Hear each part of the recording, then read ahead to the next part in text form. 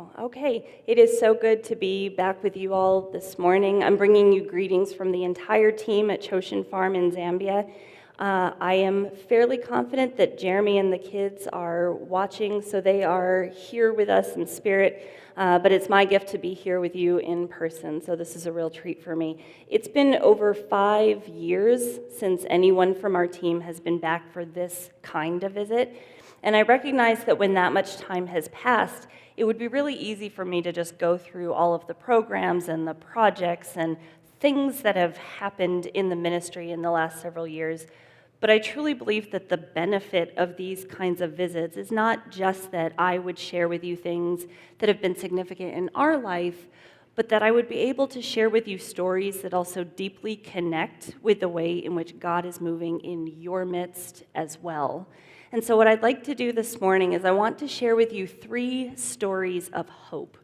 And while the details of those stories will probably sound very foreign, because they are, I'm just trusting that on some level they draw your attention to the ways in which hope is both radically available and also absolutely necessary for you in your story here and now. And so if you'll just come with me on this little Zambian journey, we can travel together towards what I think will be a really rich destination.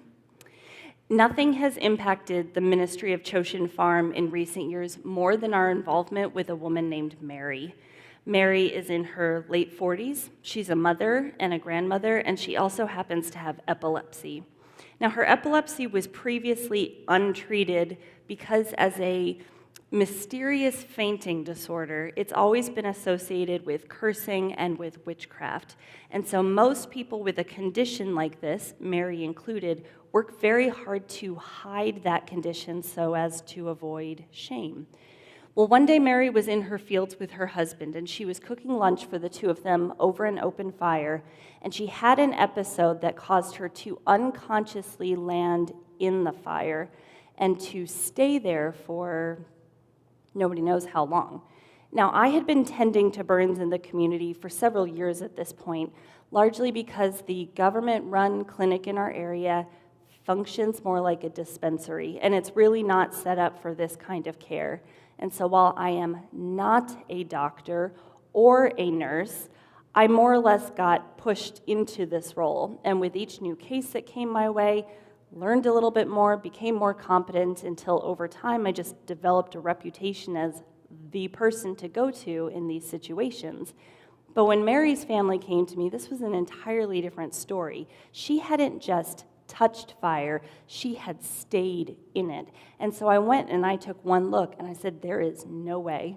This is entirely out of my wheelhouse. Her left leg had been roughly 90% burnt from ankle to upper thigh. Her right leg, roughly 40% burnt. And we're not just talking surface area here. The depth of the burn was so severe that I was staring straight at bone. I know my own limits, and I said, you have to take her to the provincial capital where there's a hospital, which they did. But then 2 weeks later, her family was back at my door, and they were explaining to me that she had stayed in a hospital bed for 3 days before the doctor finally came through.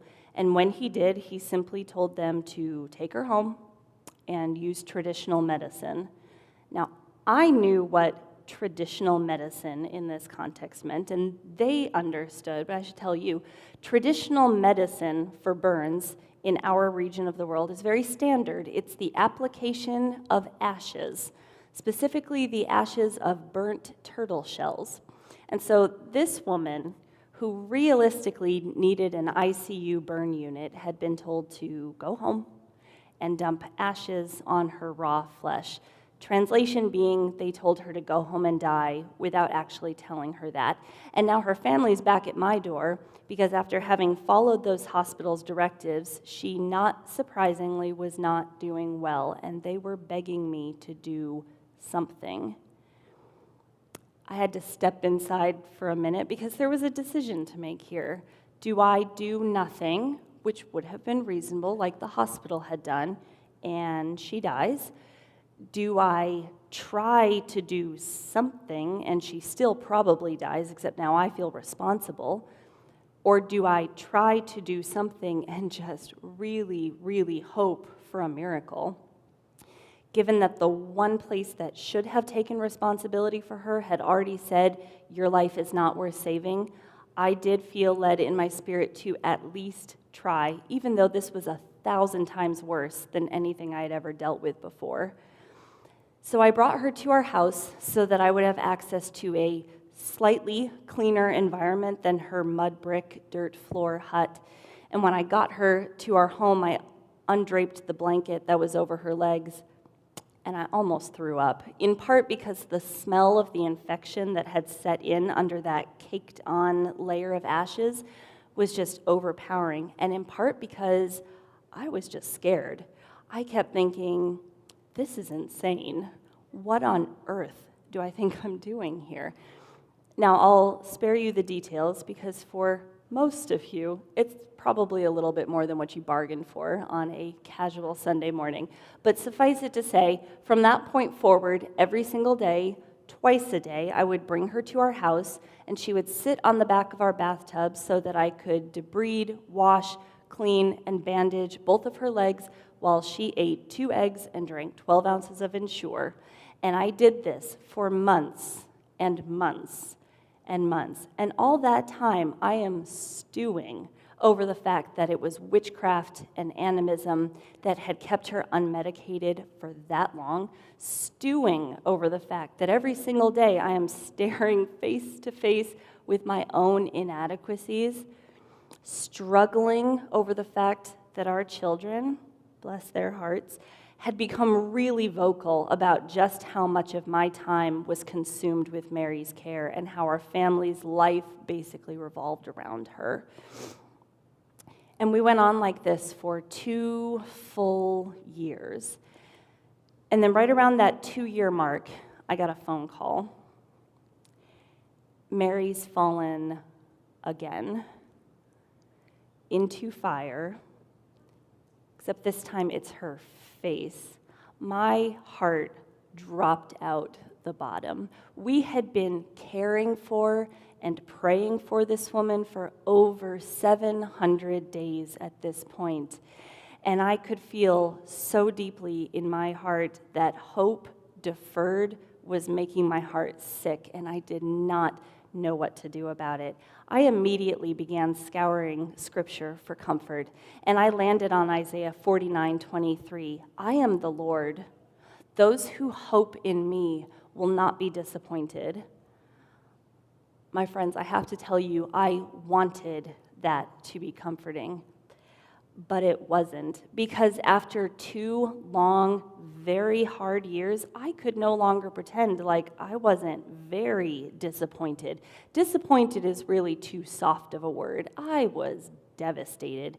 This woman's suffering was so profound, it's hard to communicate. And because mercy is one of my spiritual gifts, I cried with her through the entire process. After all of the cleaning and the bandaging and the egg making, I would sit with her on the edge of our bathtub, and we would hold hands, and together we would cry out to heaven. And so when she fell and got burnt a second time, truth be told, I was angry with God. I was just like, really? This is how you respond to our pleading for a miracle so that she can have her legs back, so that I can have my life back? And now what we're facing is 10 times worse, and it does not look like you care, which is a humbling confession from a missionary that has been on the field for that long. But it's important that I share that because that was the first time that I realized maybe I don't understand hope like I thought I did. After the call, we got right back to work because what else were we going to do? And our very long process now took twice as long. And honestly, those prayers for healing at the end came twice as hard because I was just waffling in my conviction that hope of healing was even rational at this point. So I circled back again and again to Isaiah 49. Okay, if hope does not disappoint, then maybe I don't understand hope like I thought I did. I did a deep dive into this subject, and my first breakthrough came when I remembered that that word for hope in Isaiah 49 can just as well be translated as wait. That Hebraic root word for hope and wait is the same, which for me begged the question, so what's supposed to happen while I'm waiting? This was really important to me because every single day I'd come in and we'd unbandage those legs. And there'd be this buildup of anticipation where I'd think, maybe today she'll just miraculously be healed. And every day there was this tremendous letdown, and it was getting really difficult to not feel foolish and just say, of course it looks the same as it did yesterday. That's how malnourished bodies heal, slowly. And I felt really, really guilty about that. I kept hearing the voice of the psalmist in my head ask, why are you downcast? Put your hope in God. Though, to be honest, that sounded way more judgmental in my head. It was more like, why are you downcast, professional Christian woman? Put your hope in God already. In time, I did have to confess that maybe that judgy, accusatory tone was not the voice of love, and also maybe I was biasing the intention of the psalmist. And so I shifted my tone and discovered just how much that shifted the meaning. All of a sudden, it wasn't a judgmental accusation. It was actually a very compassionate question. Why are you downcast? No, really, I want to know. And as I shifted that from condemnation to compassion, it was another really crucial turning point as far as dissecting hope's anatomy. I was downcast, thank you for asking, because there was a massive disconnect between my understanding of the good and gracious God of heaven and the very painful brokenness of earth, which is as it should be, because wherever that disconnect is present, the invitation of Scripture is not get over it or get past it or pretend like it isn't there. The invitation of Scripture is to lament, and to lament being to sow tears that align with God's heart, and in doing so, orient yourself to receive a revelation of His comfort. And so it was with that in mind that I intentionally changed up our bathtub prayer time routine. For me, lament was a familiar concept. I just had to tweak it for this particular situation. But that change for Mary was way more dramatic. You see, when Christianity came into Zambia, it just sort of plopped itself right on top of animism, but didn't replace it. And so up to that point, I had been modeling for Mary a style of prayer that is very socially accepted and expected by any Christians in the country, which is namely banging on the doors of heaven, which there is nothing wrong with that. Bang away. But what I had unwittingly been doing was just reinforcing for Mary this spiritual paradigm whereby God, much like the ancestors, is kind of only useful insofar as you get what you want out of him. And so as I led us through lament, day by day, naming the truth of our present situation, and then without dictating outcomes, inviting the God of all comfort to be present with us in it, I noticed a shift in Mary as she moved from visible confusion to then curious intrigue and ultimately an open revelation as it was becoming more and more clear to her that this God is nothing like the ancestors, because he does care and he is actually very kind. It was deeply experiential and it was deeply relational to both weep for the pain and then to sit and hold hands and just wait for that felt sense of God's comfort to blanket the space in between us. And while her legs still healed very much at a snail's pace, her heart, and realistically mine, healed so much faster. Her face took about 6 months to heal because it wasn't as deep as her legs, and half a year is still a very long time, but we were talking in relative terms by this point.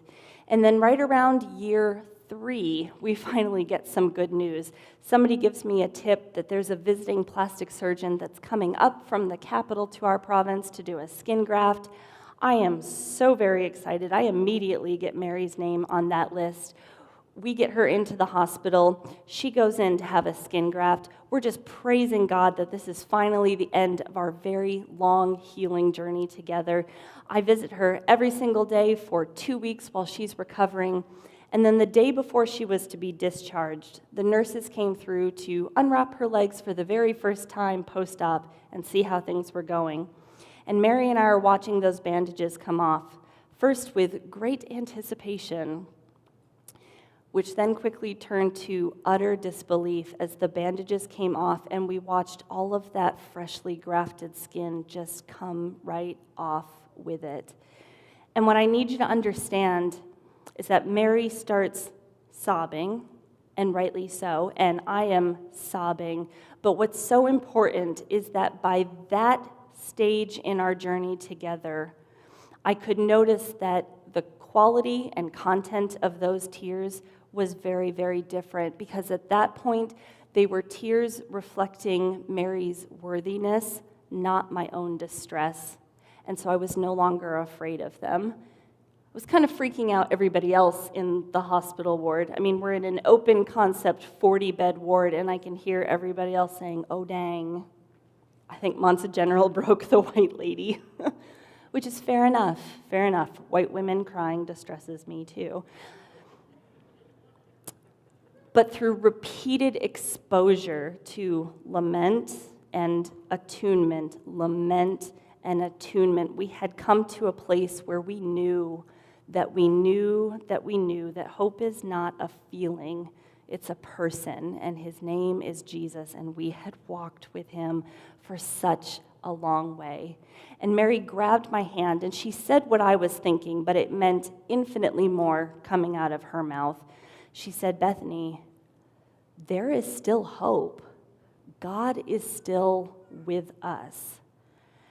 This is coming out of the mouth of the woman that showed up at my house with juju bracelets around her ankles to invoke the healing power of the ancestors. And here she is preaching to me and everybody else in the ward the sufficiency of the comforting presence of God.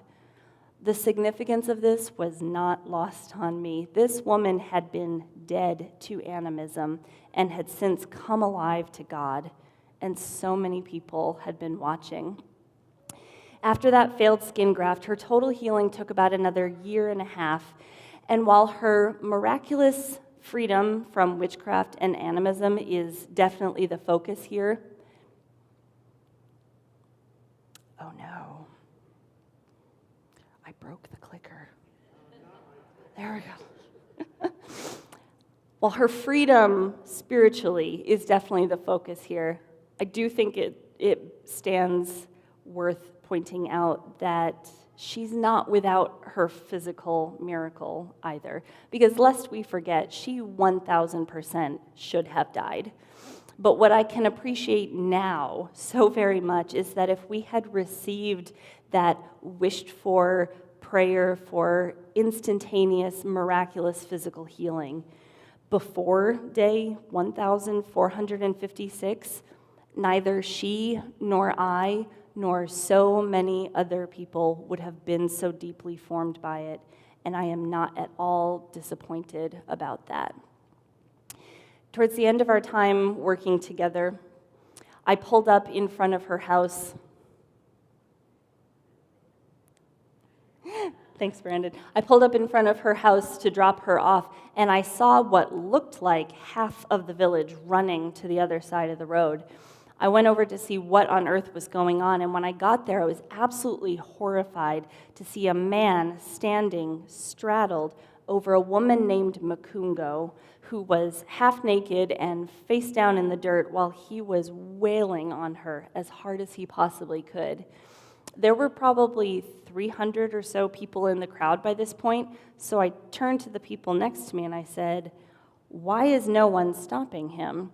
And they simply said, "A husband has a right to beat his wife." It was so matter-of-fact, and yet I could see blood flowing out of her head. And so I matter-of-factly said, he's going to kill her. And in that exact moment, there was a spiritual muscle memory that had built in the years prior of noticing the disconnect between heaven and earth, orienting myself to God's comforting presence, and maybe a little adrenaline sprinkled on top for good measure, but with a confidence that I normally would not have had, I stepped forward out of the crowd and poked the dragon, which does not sound like a lot, but it was very effective because he stopped hitting her and looked up, and I thought, this is great. But then his eyes narrowed, and I realized, oh shoot, now this dude's mad at me.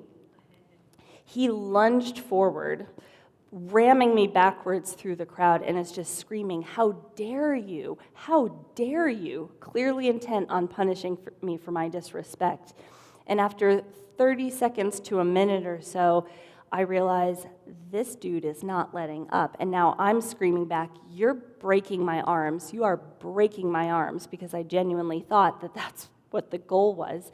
And I can hear everybody else in the crowd in heated discussion over the fact that while they were all very comfortable with Makungo dying that day, they also knew that if Jeremy's wife dies on our watch, that's not going to be okay. And that was apparently enough motivation to send the 4 men that it took to pry this guy off of me, at which point I took off, found Makungo, and we hightailed it back to our house. She looked like she needed stitches. I was quickly turning purple, what with handprints and abrasions on my arms, and so I took her to the hospital, and we were attended to, and the incident was also made note of by the Office of Gender-Based Violence, which is resident there. They saw it fit to dispatch a vehicle, which it only took them 2 weeks to find this guy because it's really not that hard to just disappear into the bush. But they eventually did find him, pick him up, take him to jail, which I was thankful for because it meant that our girls could finally play outside again. I thought the drama was over, but then 2 weeks later, somebody calls me with a little heads up that abuser man has been released from jail.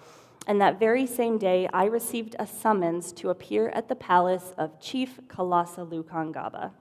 Now, the chiefs in Zambia, you need to understand, are very powerful, and their word is considered law, even when it contradicts with national law, which can be a little bit confusing. And furthermore, for us as foreigners, maintaining the favor of the chief is very important for us to be able to continue to work and minister in his chiefdom. So I arrive at the palace, and I'm ushered into where he is presiding over the council of elders, abuser man seated among them. And I go through the customary greetings, and I'm shown where to sit. And for the next half an hour, I am berated for causing this poor young man to suffer so by sending him to jail for no reason. It took my American brain a quick second to catch up with this. I'm thinking, this guy spent a whopping 2 weeks in jail for attempted murder and physical assault, and I'm in trouble for his suffering? I tried to very diplomatically explain that technically I had not sent him to jail. I had simply sought medical attention for myself and for a woman with her head cracked open. But that was beside the point. It was on behalf of men everywhere that the chief was mad at my audacity, and under the threat of banishment from the chiefdom, I was required to bow before His Royal Highness and to beg forgiveness from the chief, abuser man, and from God. So face down to the floor, I am just thinking, this is what happens when you have a Christian nation that has not been transformed by the life of Christ. The entire way home, I am lamenting a culture that is so shaped by violence that men identify as abusers and women identify as the abused. And while I was mad as sin for having to betray my own integrity in order to maintain a relationship with this dysfunctional system, I just began praying for redemption and for restoration and for healing for our community. The very next day, the chief made a very public appearance in our village, and he summoned all of the villagers to himself so that he could deliver a formal royal proclamation in which he stated that the women of this community need to get their acts together and stop provoking your husbands so that you wouldn't need to be beaten, because the men of this village are suffering, and it is the women's fault. And the entire community, in unison, I kid you not, turned to look at me, wondering if I am still standing, given that I am so clearly being put on blast. I'm not gonna lie, redemption seemed very improbable at that point, but I also kind of felt my capacity for hope being forcibly stretched again. Granted, being tarred and feathered in the public square was not fun at all, but at least this time I knew much quicker how to locate Christ in the midst of it with me. Fairly soon after that meeting, some really interesting things started happening. Women, many of whom I didn't even know, women who were being beaten or abused by their husbands, started coming to our house in search of encouragement and affirmation and support. They weren't necessarily asking me to do anything, they just wanted to be seen. Grief needs to be witnessed in order to be healed, and they were looking for a compassionate witness. And it wasn't just wives and older women, young girls as well. Girls who as early as the age of 5 and 6 had already thoroughly been taught that they are inherently less than. When I would walk through the gates of Fimpulu Christian School, of which I'm the director, these little bodies would just barrel at me with open arms. And Zambians are not huggers, which is why this is significant. But I was getting the most incredible hugs, and we'd just hold on to each other for a minute. After a while, one of our ministry colleagues, Emmanuel, came to see me, and he said, "So I need to tell you something. The men of the village are afraid of you." I said, "Why?" He said, "Well, it's kind of circulated that if men beat their wives, you're not going to like it and they might get in trouble." Okay. He said, "So what are you going to do about it?" I said, "That's a fair question." So I reflected on this for a minute. Are you asking me, am I going to continue to have an applied theology that women are made in the image of God and fully worthy of dignity, love, and respect? Yeah, I'm going to love women harder, which he laughed at because his real question was, are you going to go another round with the chief? Is this worth it? The answer apparently is yes. We immediately got our team together and started strategizing. By the end of the week, we had put together an all-girls soccer team. We started feeding lunch to any pregnant women in the community that needed it. We created a whole slew of jobs that were earmarked specifically for women because we have this conviction that hope is supposed to be alive. God's will for the world is profoundly at odds with the way that the world is organized, and it is our job to lament that disconnect, attune to His Spirit, and then respond accordingly. And furthermore, the church prophetically engages when we learn how to integrate our story of hope with the world's lived experiences. Spiritual transformation and social imagination, they share a special kinship to one another. And so if you ask me what I'm going to do, I'm not just going to have my own personal, private hope. I'm going to put hope to work. I'm going to engage with hope. The little girls of this community had just absorbed a certain hopelessness from their mothers, who had just absorbed that same hopelessness from their mothers before them. And when that kind of hopelessness is that endemic in a community, it really takes some kind of catalyst to interrupt the system. And those events, which for me were just physical injury and public humiliation, turned out to be very effective interrupters because they established at least the possibility of an advocate, someone who was willing to put herself in between them and harm's way. And that changed the narrative that was available to 50% of the population. And I did not see that coming. To be fair, those moments in that fight and then later face down before the chief, not my most glamorous moments. But what I can appreciate now is that cruciform hope in particular has this incredible ability to accomplish something miraculous, even when I personally feel like I'm losing it. And that is a paradox that I will probably never fully understand, but it reminds me that hope is always a gift, and it is always a surprise. 1 Peter 1:3 says, "Blessed be the God and Father of our Lord Jesus Christ, who according to his great mercy, he has caused us to be born again to a living hope through the resurrection of Jesus Christ from the dead." And while every single word in that is worth dwelling on from now until eternity, if we hone in on living hope in particular, I think it's so important to wrestle with the fact that hope does not necessarily imply all rainbows and bunnies and sunshine, but it is a functioning, breathing, moving body of confidence that all things are on their way to the resurrection. And when we as a church adopt a Christology that is just saturated in the embodiment of hope, we as God's people begin to move through the world differently. There is now a whole swarm of little girls that can conceive of hope as something that is alive and active, and their confidence as a result is absolutely shocking.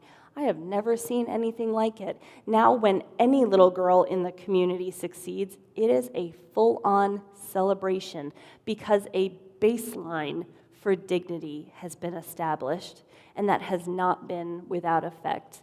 And it is so very fun to watch. And if getting a little bit banged up was what it took to bring that about, then again, I am not disappointed about that. Hope has to dwell in us before it can flow out of us. And I know that if I had not spent 4 years wrestling with hope alongside Mary, I would not have had what it took to step into that fight that day. I'm so grateful that during that whole entire season, I became so intimately familiar with the prayerful words of St. Teresa of Avila, in which she writes, "Let nothing disturb you. Let nothing frighten you. All things are passing. God never changes. Patience achieves all that it strives for. All who find God find they lack nothing. God alone suffices."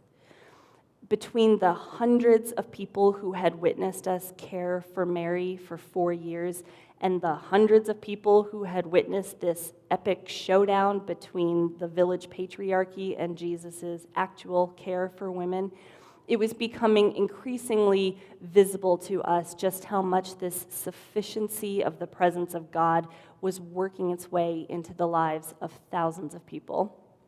This came into such clear focus for me through my involvement with a woman named Bonna Magoo. Bonna Magoo is a beautiful soul who also happens to live with paranoid schizophrenia. I became involved in her life because she was having delusions that everyone around her was sinisterly trying to kill her. And part of her delusion was that I, for some reason, was the only person on the planet who could help her. So she would come to our house every single day, sometimes multiple times a day, just to talk. In time, we were able to get her on some antipsychotic medication, and that helped tone down her symptoms enough for her to function. But that overarching delusion never fully went away. So one day she came over, walked right into our house like she does. She sat down at the table across from me. She found a scrap piece of paper and a pencil, began scribbling some things, And then she slid this paper across to me, real secret-like. So I look at the hieroglyphics, and then I look at her, and she says, "That is the key to everything I own. Guard it with your life." Which is a fairly good example of how most of our conversations went. But then we had a conversation that was completely unlike any before or any since, in which she scooted right up to the edge of her chair, and she took both of my hands in hers, and she looks me straight in the eyes, and she says, "Bethany, I want to bless you. I want to add days to your life. I need you, and you need me, because we have a job to do. We need to tell the people of this village that they are loved. The Bible says it. You are supposed to love the orphans and the widows and the mentally ill, and we need to tell them, you and me, that's our job, because they don't know how loved they are." And she's just looking at me, so I'm looking back. But I'm also thinking, is this still the same woman that I was just talking to? I mean, I was shook. This woman has not had a rational thought in years. And here she is expositing to me the book of James.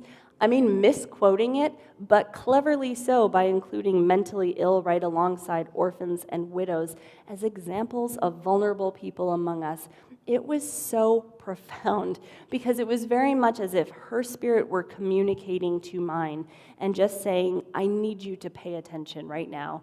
I need you to notice something. I need you to notice that there is one thing that clears out all of that clutter, and one thing that just breaks through the chaos, and one thing that cuts through the noise, and that is love. Love is the one thing that pulls people out of pits, and love is the one thing that heals.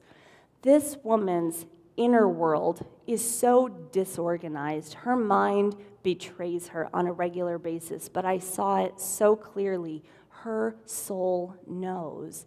And what a profound contextualization of the gospel that is, that a person, a community, an entire people group may give every appearance of being beyond hope, and yet the soul possesses that immutable characteristic of God with regard to its sensitivity to love.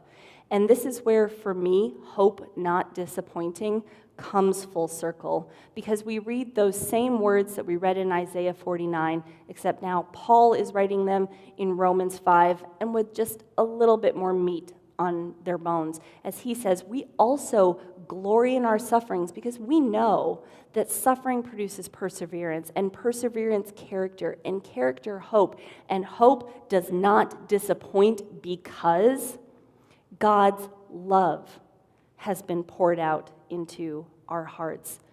Church, ours is a hope that endures, and it is a hope that suffers well, because foundationally it is a hope that is anchored in a love that cannot fail, and that is exceedingly good news.